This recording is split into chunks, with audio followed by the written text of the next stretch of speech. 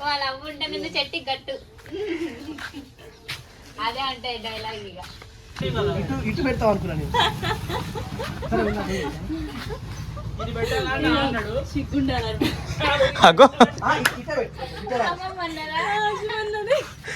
అన్నావా ఏమన్నా ఇప్పుడు భయపడితే ఏమవుతుందనక సిగ్గుండాలని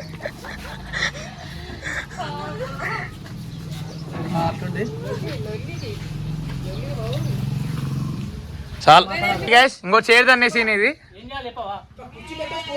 అంతే చూసిన తను నీ ఇక్కడ ఆపుతా నువ్వు పెట్టుకోరే అన్న